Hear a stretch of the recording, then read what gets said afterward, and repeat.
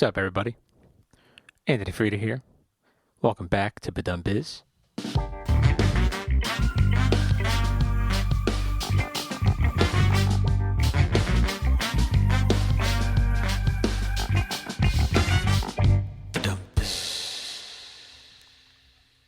All right, I'm jumping right into it. Solo episode, just me. So today I'm doing something a lot different. So I'm not sitting behind my drum kit today. Today I'm sitting in front of, I have like a set of percussion instruments in front of me. They're not like what, actually I do have a bass drum in front of me, like a little tiny bass drum. But to my right,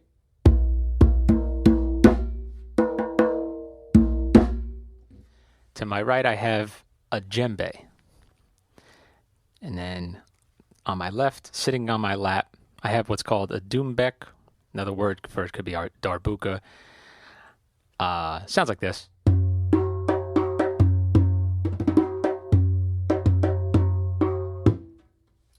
So, by the way, I just want to make something very clear. I am not an expert or professional doumbek or darbuka player. Same with djembe.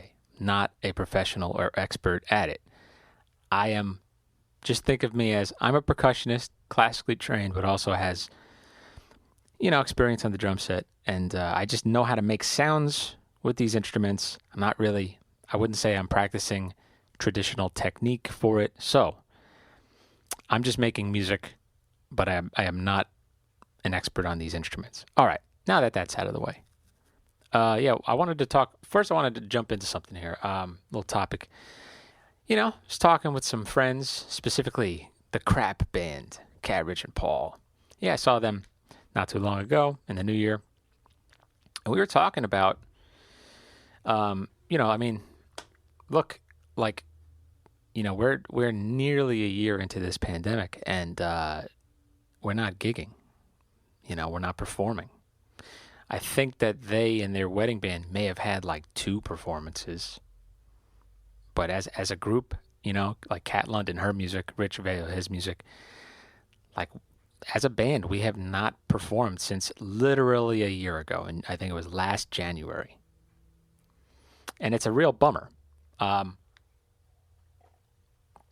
So what we were talking about, though, was that the distance that we've had from performing.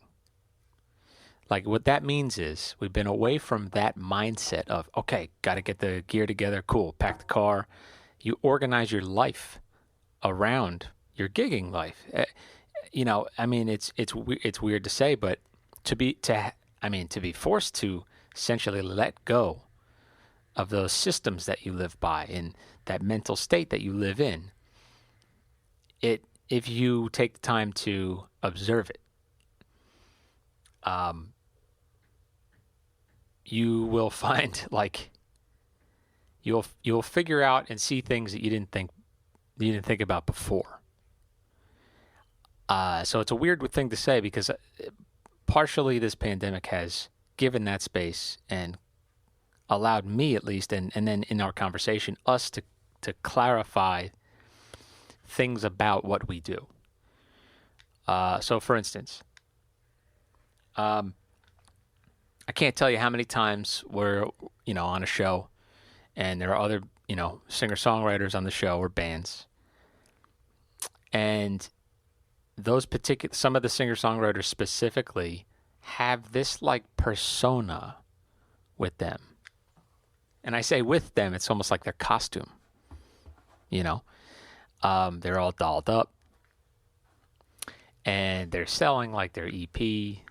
Please buy my, EP, please check out my music on Instagram. And I thought about the whole setup of that and that dichotomy of crowd and performer, right? And then I think about too, like, all right, well, usually, well, first, how do we classify what this is? So let's just say it's a local show. It's local music. Um, so it could be at some, could be at some bar, could be at some cafe. It could be at an actual venue.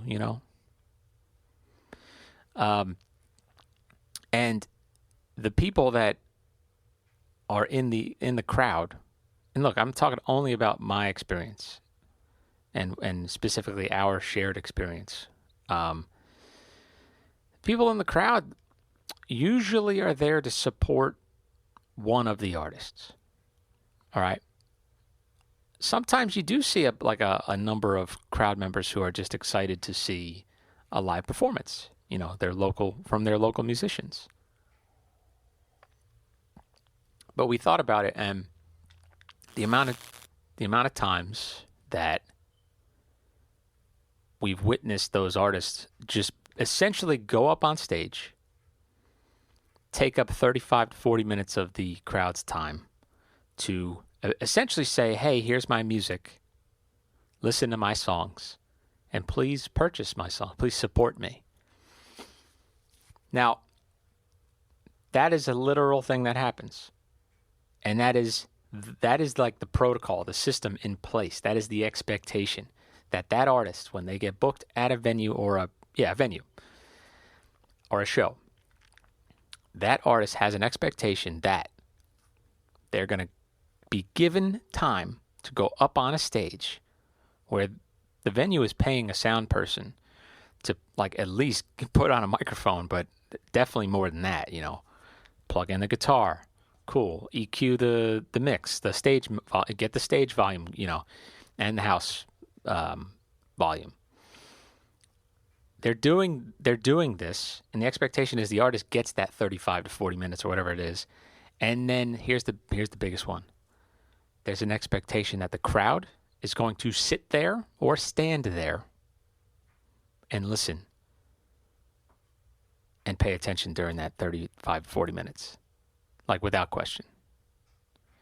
Now, is that asking a lot? I think in the past, my attitude was no, it's the least you could do. Come on, crowd. Fucking, this is live music. I'm entertaining you, or I'm here to entertain you. Give me your attention, right? Or I'm here to perform for you. Maybe that's the word. Because the key word here was entertain. That's what I slipped out there. Entertainment. When you think about what the fuck purpose does my goddamn songs serve?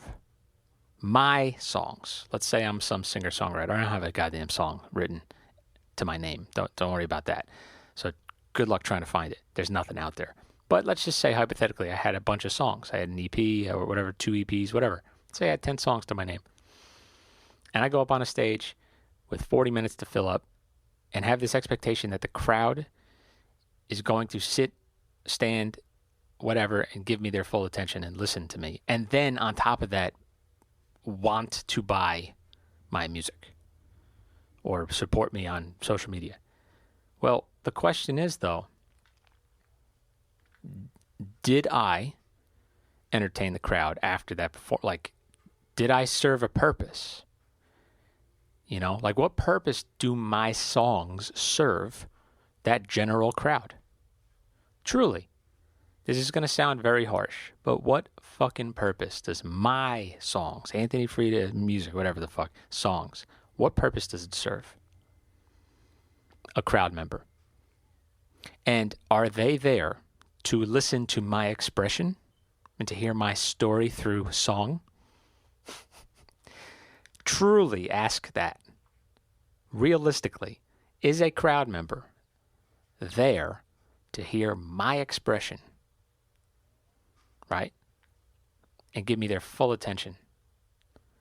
Or do we think simply, as simple as it could get, they just want to be entertained? And they might be there maybe this will be entertaining to see live music tonight. So the question now becomes, okay, what happens when and this is a big criticism I have over venues, specifically how they book artists. There's this thing, and again, I'm talking from my own experience. So, hey, fucking email the show, email me and say, hey, you're full of shit. I don't care. Do it. I'd love to hear your perspective. But my perspective is that there are a lot of venues who essentially treat the artists or the musicians, performers, as though they are supposed to bring patrons for this to this venue. Now, these venues, it's not just a place with a stage and a sound system and nothing else. There's usually a bar, and most of the time, too, there's usually like food served, right? Now, you think about it, even if there wasn't like live music happening, they have a sound system, which means that they can play music over the speakers during the day, during their lunch hour, dinner, whatever it might be. So they can create a mood and create a setting. So there is my point of saying that is there's an incentive to get patrons to come in besides live music. And it's truly like a vibe. That could be the reason. It's a good vibe. There's drinks, there's food. It's a good vibe, right?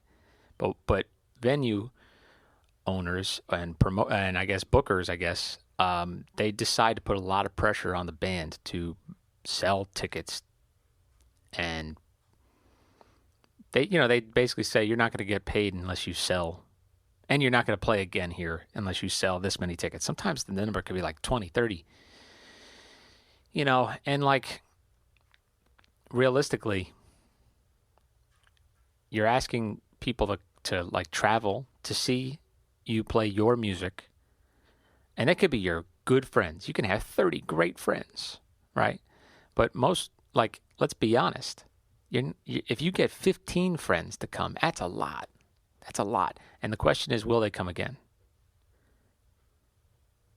And the only answer to that question is truly how entertaining your show is. And I think also the vibe of the venue.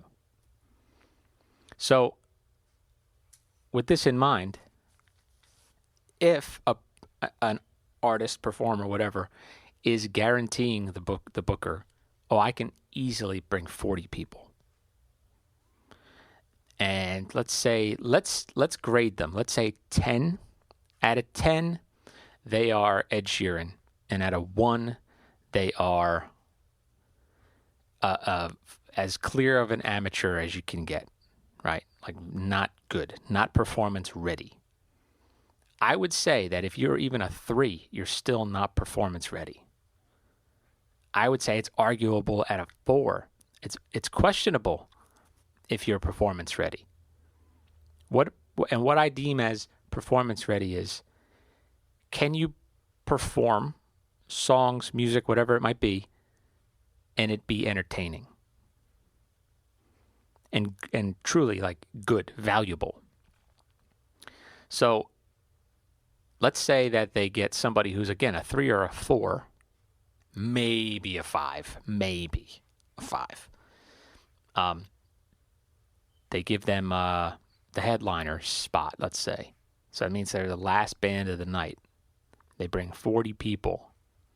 Well, what happens if while they're performing, it becomes very apparent, very clear that, wow, this performer is not entertaining. And these songs are just basic and not entertaining.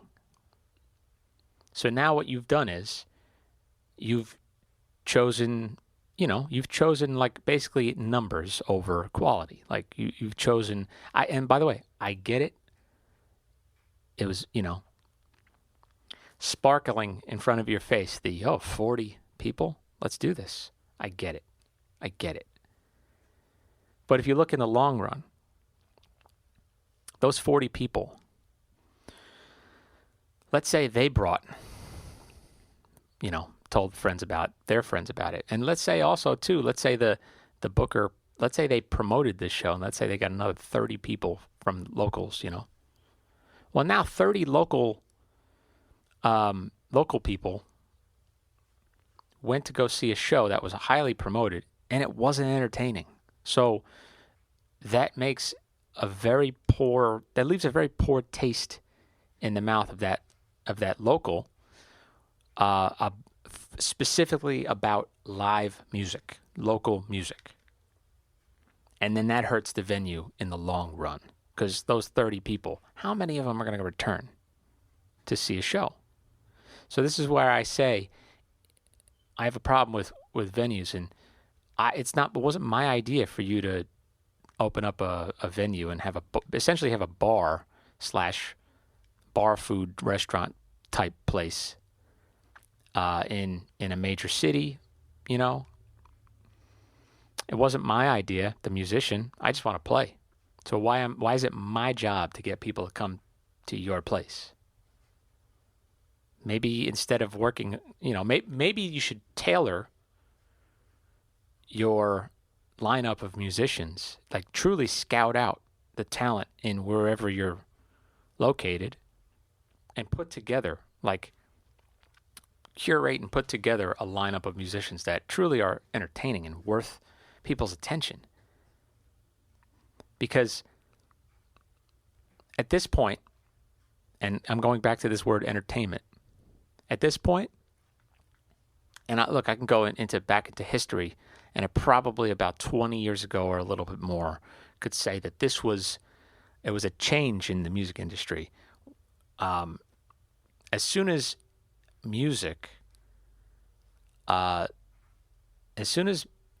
other forms of entertainment became more accessible, specifically when music became digital content, now music started to compete with video content, movies.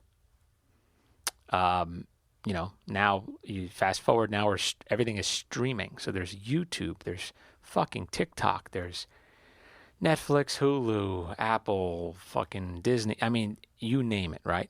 There is more entertainment. There's more content than ever before. It's unbelievable. You could try for the rest of your life right now, if there's no more content added. You could try to absorb all the content. You can't before you die. There's just that much of it. And it ain't going to stop.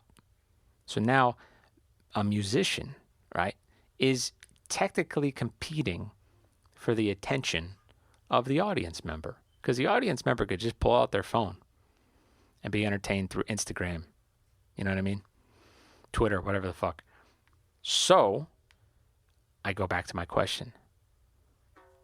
What is my purpose, Anthony Frieda's songs? What purpose does my music serve and my expression, my artistic expression? How much is that important now? It's important to me, sure, but it cannot be the number one thing that I'm highlighting to an audience member. And this brings me to my big point.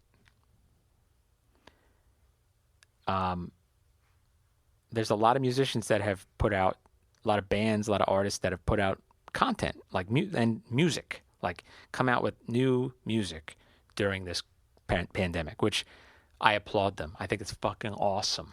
I think it's inspiring.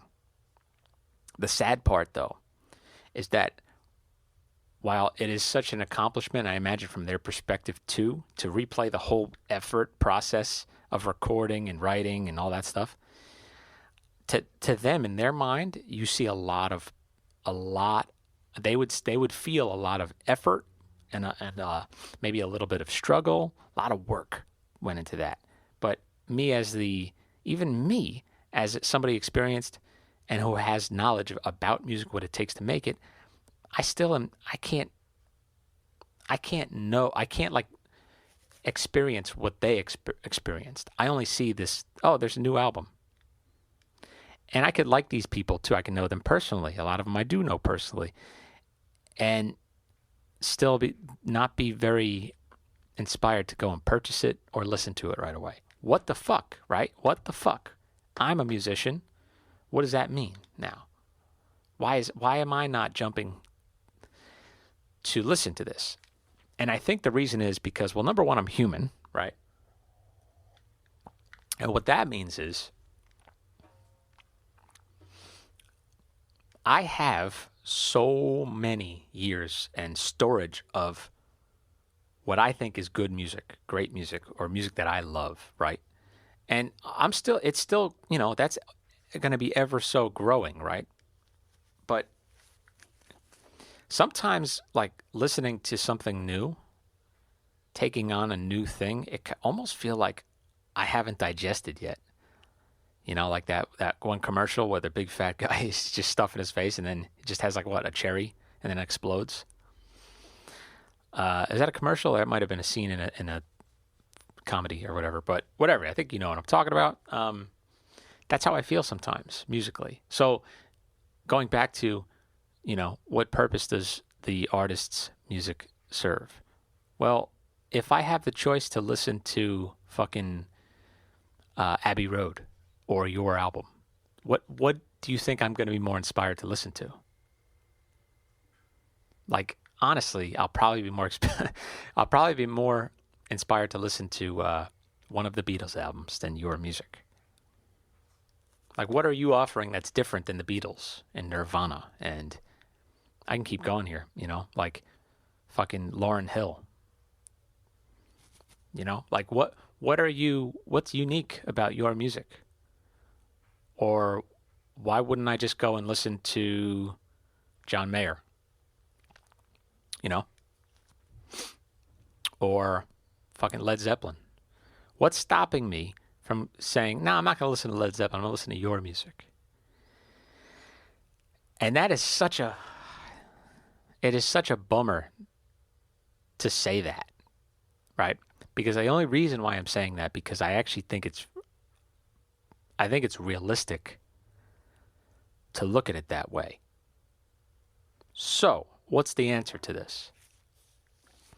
Well, I don't know if putting out an album during this pandemic is the answer, to be honest with you. I think writing is a great thing.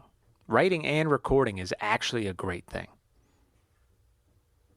Like, I truly believe that during this pandemic. But releasing music during this pandemic, I don't know. This is my own opinion, and there's no criticism to anybody else. This is strictly talking about myself. I don't know if there's a reason, a good reason, to put out music right now, to release music. Because essentially you're trying to drive traffic, right? And I guarantee if you look at data, what was the percentage of people in the world streaming content right before the lockdown in March or whenever? Like from, we'll say if if you look at all of 2019 and all of 2020, I imagine that it's got to be at least 30% more people was streaming content. So, I still feel like I am competing for the attention of the listener, right, or of the audience member. Like, I have to be entertaining. I have to compete with what's entertaining. So, this does not fucking mean I'm going to do some stupid ass TikTok video that's just going to get people, draw them in and like be like fast food. You know what I mean? Not be very nutritional at all, just to get a sugar rush from it, right? Or get them craving it and doing it. That to me is, well, that's not me. I'm not doing, so you can be yourself, right? And be entertaining. And here's what I think. Here's my opinion. What's the one thing that, going back to me, Rich, Kat, Paul, what's the one thing we haven't done together? We haven't performed. Specifically in front of a crowd, right? And every time we would perform together, our approach would be, hey, this is Cat London music. Check out Cat London's music. Hey, this is Rich Aveo's music. Check out his music. Hey, this is the Cat London band. This is the check out the band. right? Check out Anthony Freda Music and Paul O'Keefe. But did we ask ourselves, was that crowd entertained? Now, in our opinion, we would say, well, of course we're going to entertain them. Like, of course, right? Because we are confident in our ability to be entertaining and put on a good show, right? But I don't know if all of our focus, all of our energy was on that one thing, which is the live fucking performance. No, not fucking in front of people. No, the live performance. So this means that fuck your music, like fuck your art and your expression. Fuck that for a second. Like, that doesn't matter. Tell yourself, for us, just hypothetically, tell yourself that doesn't fucking matter and people really don't care about your artistic expression and about your songs. Because they can go listen to John Mayer or Paul McCartney, or Adele. They can go listen to greatness, Stevie Wonder, right? So you have their attention, though. And you have their attention. There is this unspoken agreement that you have their attention for 35 to 40 minutes when you're on a show like that. And I find that going back to that point before of when a booker chooses somebody who's not performance ready truly and their songs are not that entertaining, I feel like it's partly the booker's fault, but also the person performing. And I think they're oblivious to it, that you're abusing people's time because of this unspoken agreement, at least with comedy. And this is where I envy comedians and I envy the comedians who actually have the skill to entertain a crowd.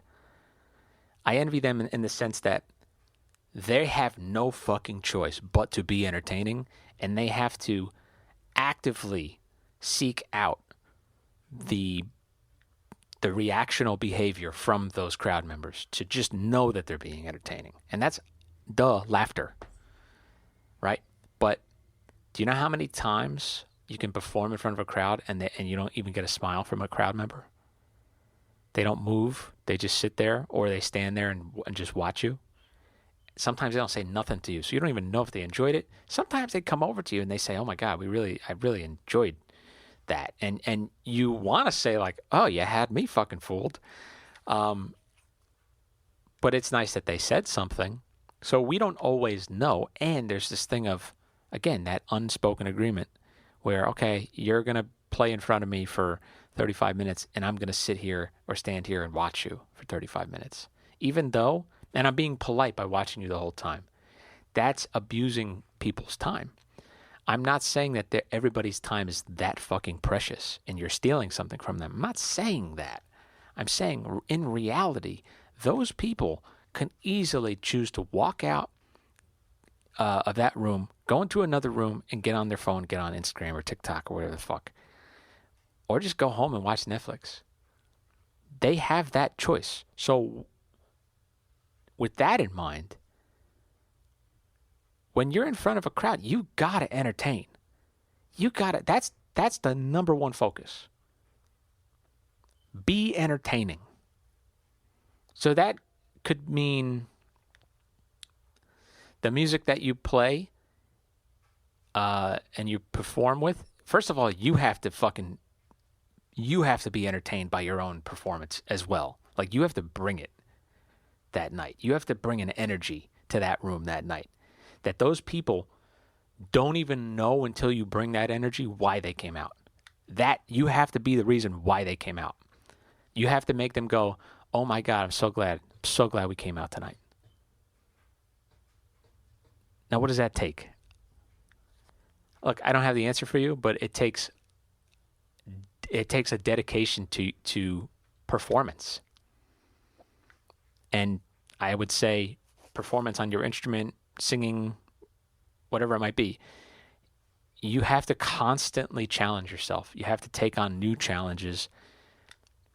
And you have to constantly, with recording technology, it being so easy, you can record yourself easily and watch it back. I mean, that's what comedians do.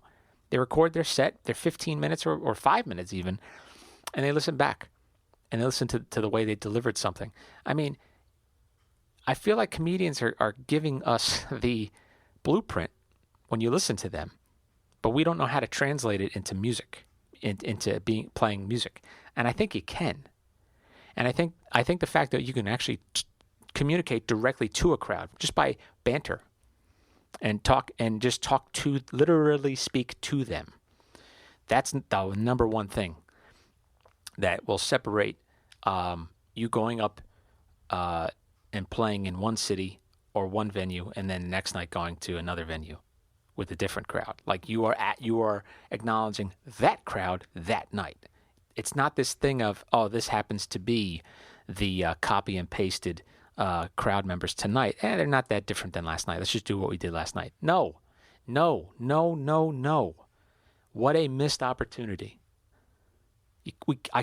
That cannot happen anymore, because here's the thing: as soon as lockdown and all these restrictions, as soon as we get things back that we can't do right now. And by the way, again, I'm only talking from where I'm living right now, tri-state area, New Jersey, New York, right? Like that's actually really NYC is a big one, right? As soon as those restrictions are gone and crowds can gather, I mean, musicians have to start realizing that the only currency that you have now, this is the biggest point of this whole rant. The only currency that we as musicians and performers have is live music energy. That's all we have. That's the only thing that we have now. Comedians don't have that. So Netflix does not have that, and it cannot replicate it. So streaming video content does not have that, cannot replicate it. So what does that tell you now? Does this highlight what the importance is now? Because to me, when I realized this, holy shit, I mean, the light bulb went off, and I started to see, like, this is where musicians are going wrong all these years. So the one of the things that makes me cringe to think is when somebody goes, we're going to go see a show, or we're going to go support live music. And that to me is just gross, because it's not their fault. They're going to support live music because they actually value it, but it's probably, but that language, we're going to go support it like it's fucking, like why aren't you excited to go see a show? Why? Usually you'll say, oh, we're going to go see a show tonight. No, we're going to go support live music. It's this thing, it's like it's dying. That person saying, I'm going to go support live music, doesn't sound like they want to. And and I'm going to blame the bookers of the venue, and I'm going to blame, here's a big one. I'm going to say this. If you pick up an instrument, guitar or piano, and you write songs, and you've been doing it for a short amount of time, and you know somebody that can get you recorded and produced and put out some sort of, recorded music content, EP, album, whatever it might be. I mean, that's not enough is what I'm saying. At the very bare minimum, if you are writing a song, playing an instrument, or just singing and somebody else is playing an instrument, you're writing music and you're getting it recorded, but you don't have a lot of experience as a musician, and specifically with performing, I'm going to say this, you don't belong on stage. And it's because of the reason I told you before.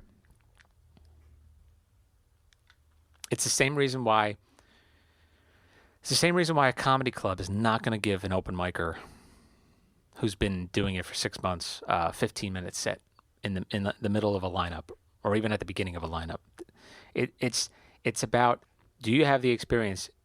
Is it undeniable that you can entertain a crowd for the given amount of time? And again, comedy clubs, I guess it's just way more transparent and clear that person wow, they shit the bed. Like nobody laughed at one single joke. Okay, so we can't book them again. Can't book that person again.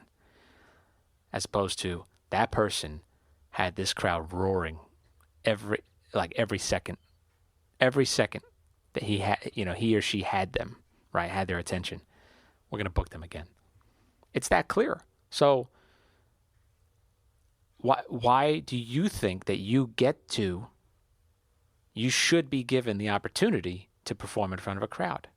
Why are you performing? That's the biggest question too. Why are you fucking performing? Here's a big one. Are you performing because you truly love music and love performing, and just performing and playing is enough for you, right?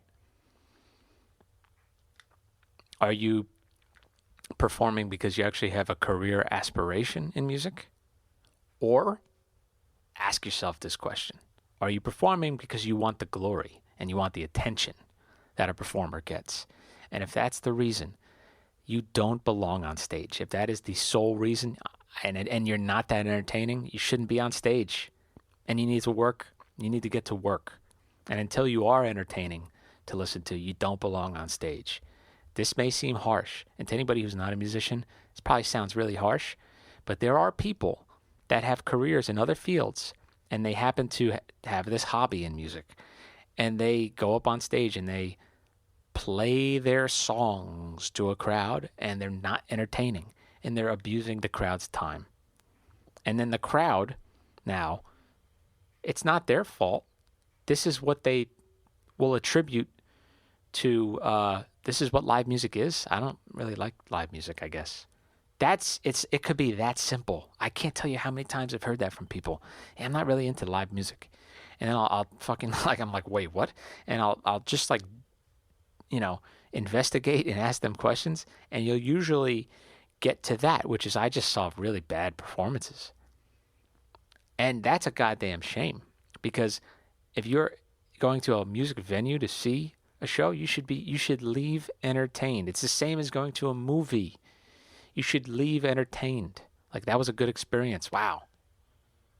So, musicians, as soon as we're able to, like all of us, as soon as we're able to start performing again, crowds are able to gather, you got to switch up.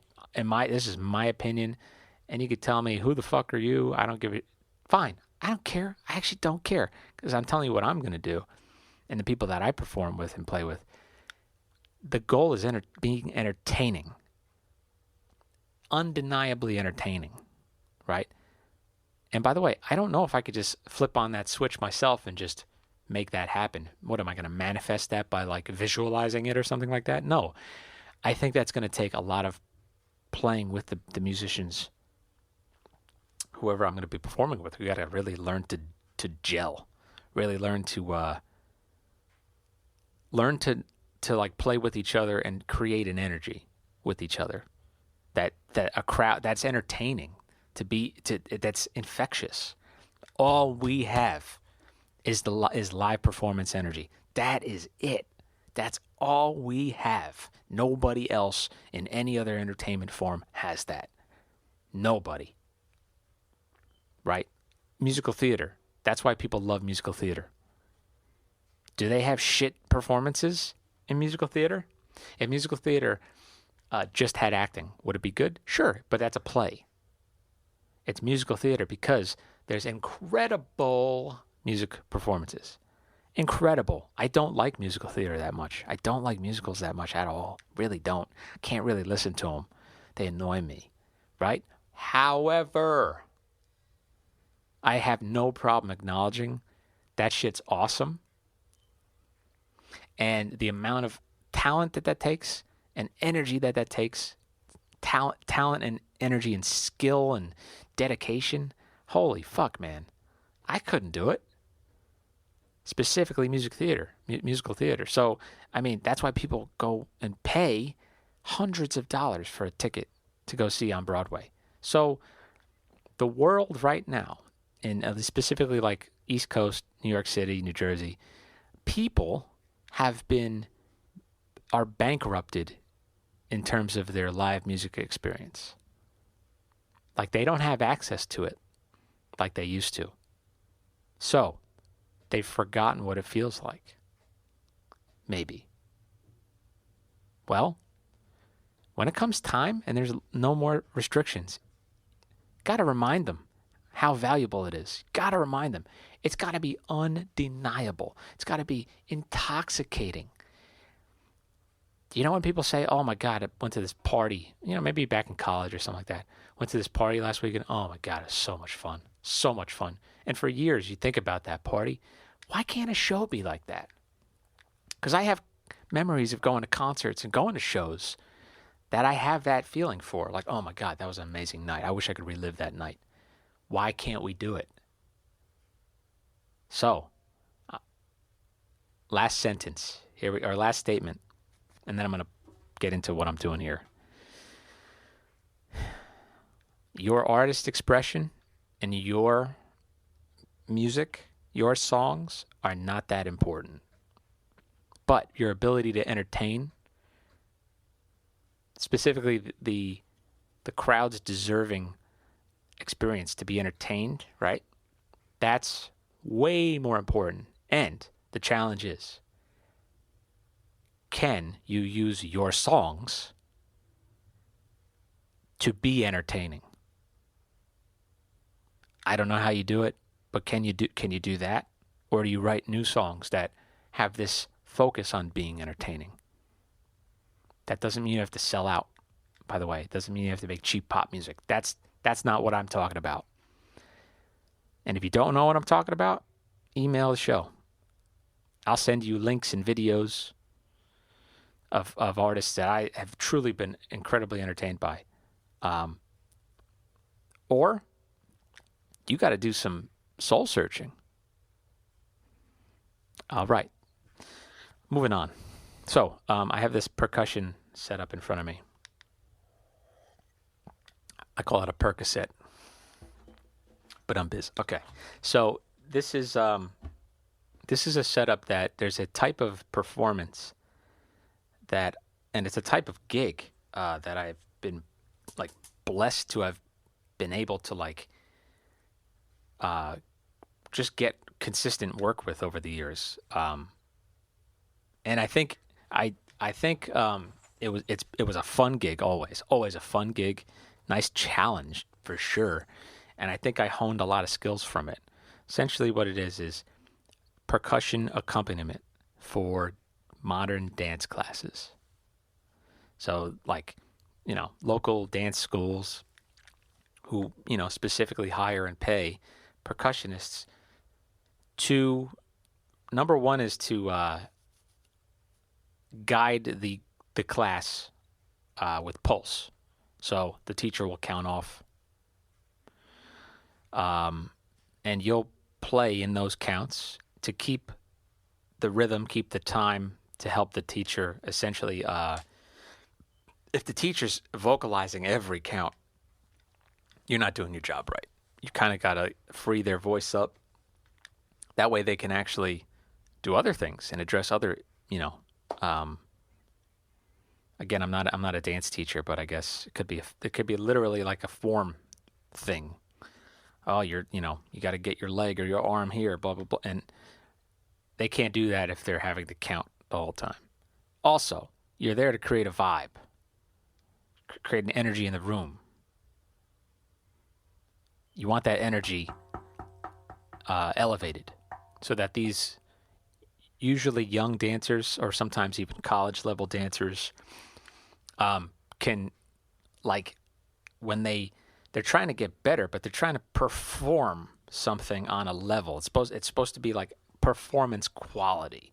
So the energy that you bring, again, it's like you're trying to entertain them as well and inspire them too.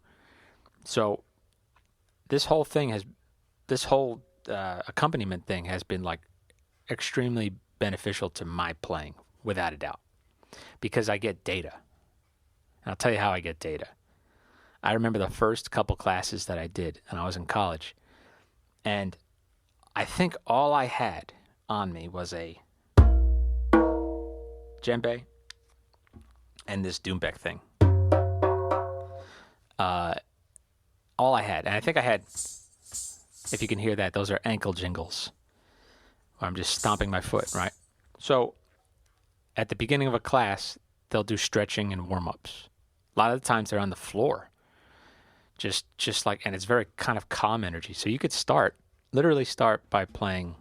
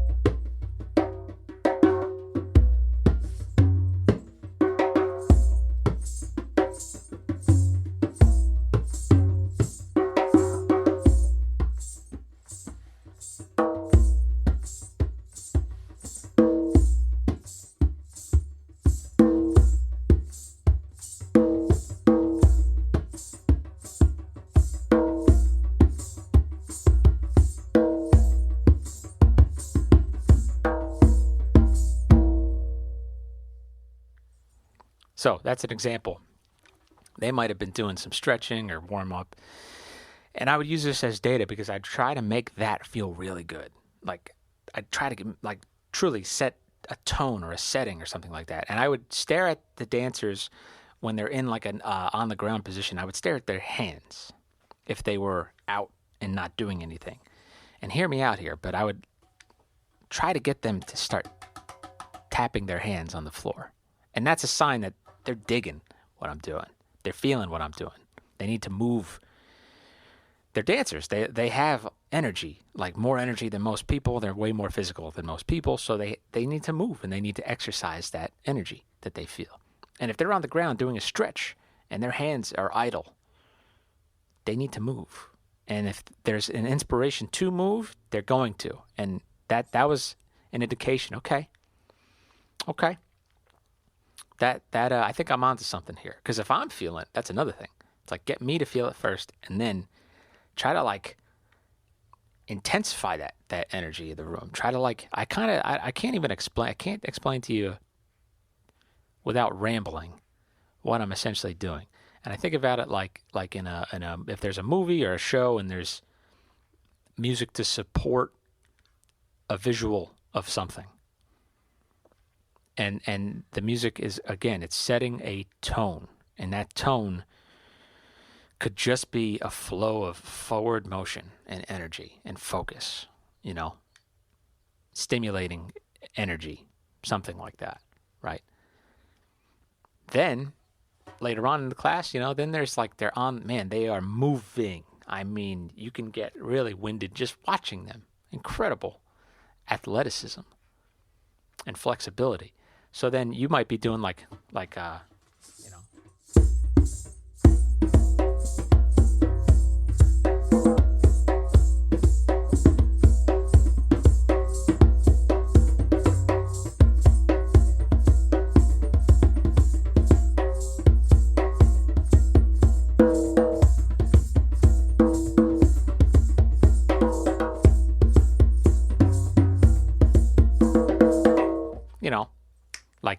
just energy. And you got to play loud, you got to play soft, you got to play very dynamically. By the way, I got to mention this too. What the fuck was I playing, right? And I still like. It's awesome to even to zoom out for a second, and think, what the fuck was I playing? And I'll tell you this, I don't know. I was making it up. I was improvising. I was using the drums and the tones that I have in front of me, and just figuring out a way to make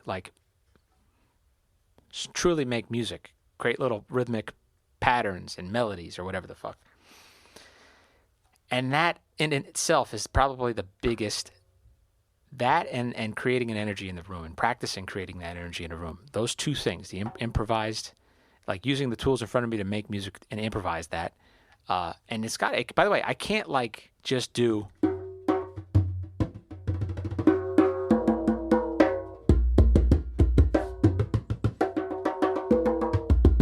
like, that was utter nonsense what I just did there, because there was no consistency. I didn't present an idea. And, like, this is an idea. Ready?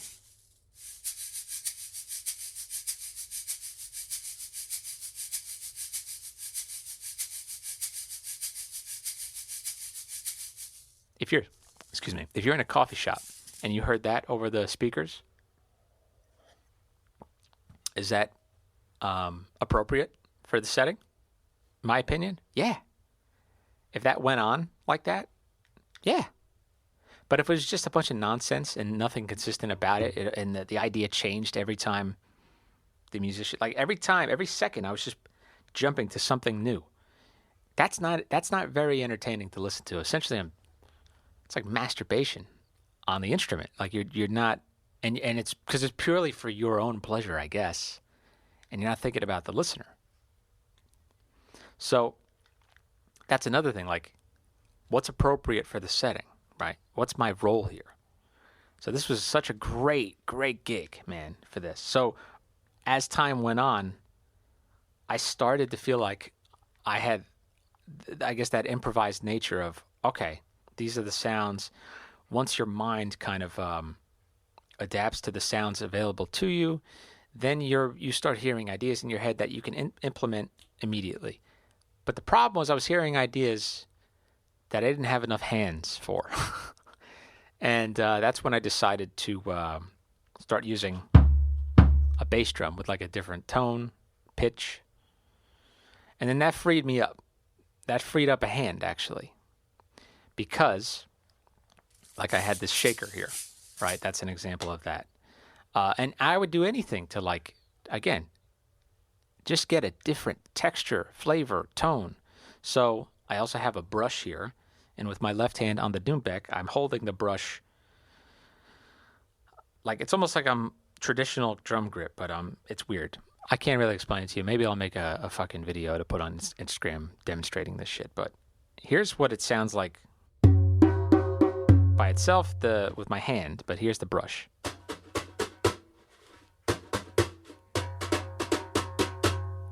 Totally different texture. And I could still get both, because here's my hand with the right hand, right hand, here's the left hand. So if I just had this one drum, I could do a lot.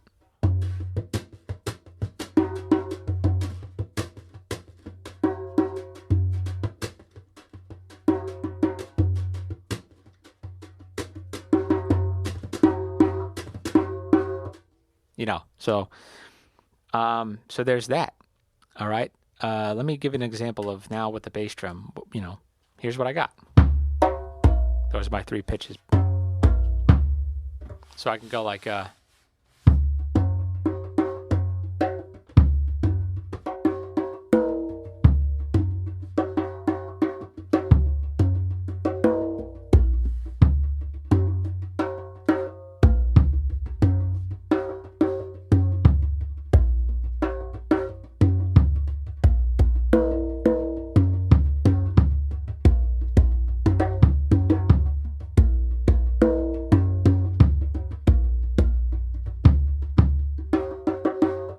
see, I'm a little rusty at this. But as soon as I figured out, okay, what's a cool, like what would be like if this were like a chord progression, what would be the one chord? To me, it was that, right?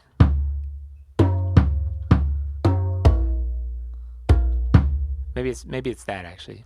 Either way, it works. So it's like,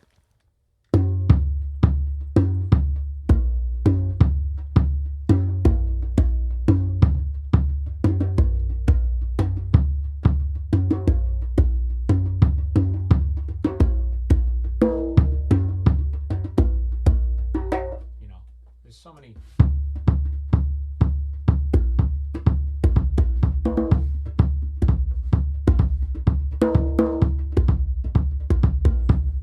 Oh, I didn't even use the left foot.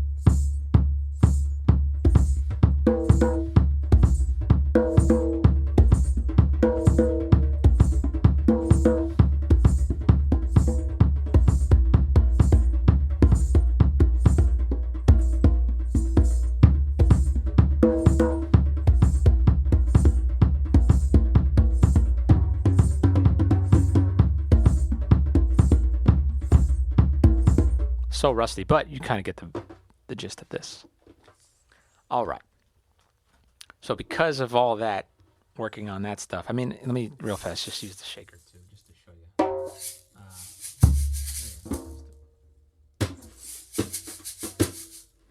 I'll segue. Here's the segue. I started using the bass drum, and then that freed me out to use the brush. So I would, like.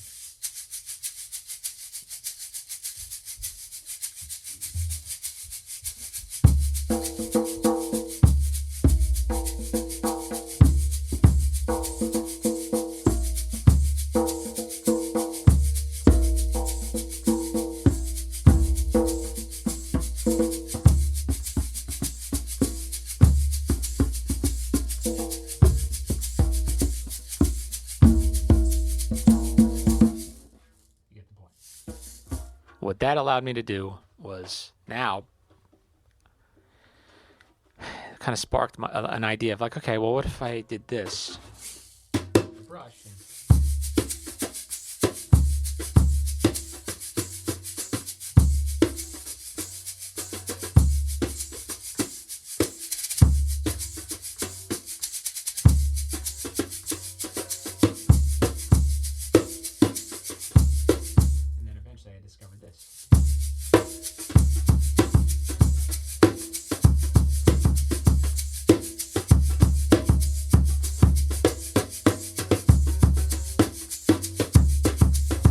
Now we're in fucking Funkville. Now we're back on the drum kit, sort of. So it's like the percussion version of the drum kit. And then I started to go, oh, wow, this is its own thing. Started working with like the singer-songwriters and performers, artists that I work with, playing. They really liked this. And they wanted to keep this sound. I've done recordings with this setup here. It's very unique. I could play, maybe I'll loop it in here for a second, but Taman Hade, you guys remember Taman? One of his songs was based on like a beat that I did. We were doing like a recording session. I just played like, it might have been like this.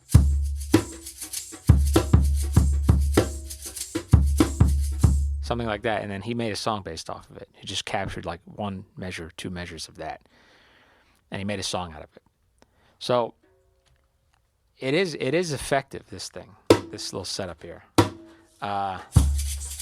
I mean, I was, starting to like fuck around a couple years ago. I started fucking around with like, what would it sound like doing these electronic inspired beats, like trap music, but with this setup? So like,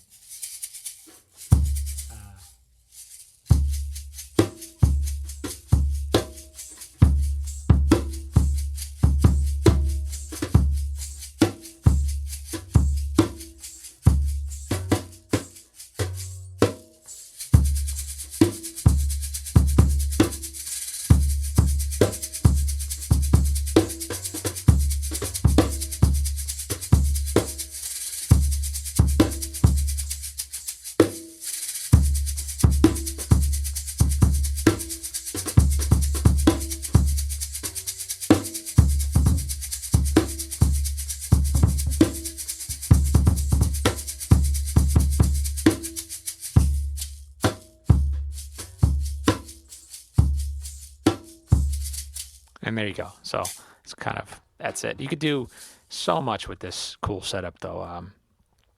Let's see. Yeah, like maybe a little bit. I tried like a little bit of drum and bass one time with this. So like,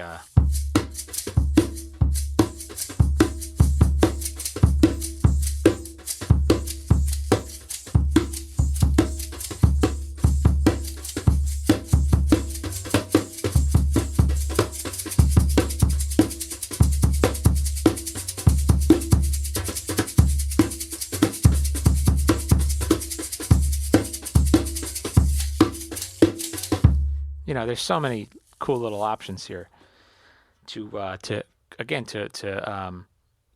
provide that whatever is expected for drums on a song.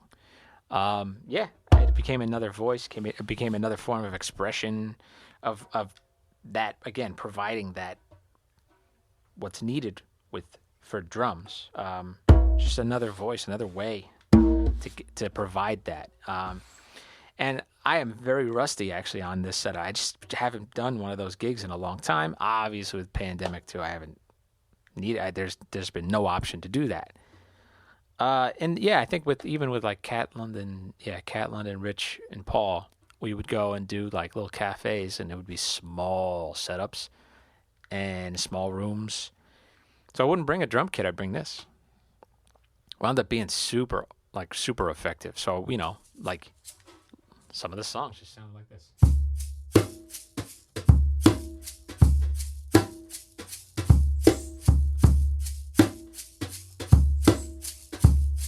When you got to the chorus.